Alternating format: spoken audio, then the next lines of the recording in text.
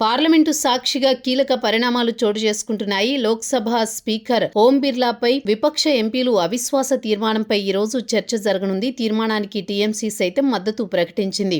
ఈరోజు రేపు చర్చలో ప్రభుత్వం సమాధానం తర్వాత సభలో ఓటింగ్ నిర్వహిస్తారు. కాగా ఈ అంశంలో వైసీపీ మద్దతు ఎవరికి, ఓటింగ్ వేళ ఎవరి వైపు నిలుస్తుంది అనే చర్చ వేళ కీలక పరిణామాలు చోటు చేసుకుంటున్నాయి. పార్టీ ఎంపీలకు ఇదే అంశంపై జగన్ స్పష్టత ఇచ్చారు. పార్లమెంటులో కొత్త లెక్కలు తెర మీదకు వస్తున్నాయి.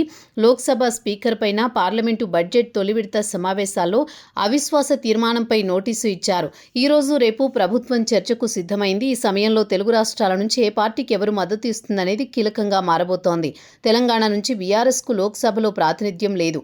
మిగిలిన కాంగ్రెస్, బీజేపీ ఎంపీలు తమ పార్టీల వైఖరికే కట్టుబడి ఉంటాయి. ఏపీ నుంచి కూటమికి 21 మంది ఎంపీలుండగా వారంతా ఎన్డీఏకు మద్దతుగా నిలుస్తారు. వైసీపీ నుంచి 4 ఉన్నారు. వారిప్పుడు ఈ చర్చలో ఎవరికి మద్దతుగా మాట్లాడతారు, ఓటింగ్ జరిగితే ఎవరి వైపు నిలుస్తారనే చర్చ సాగుతోంది.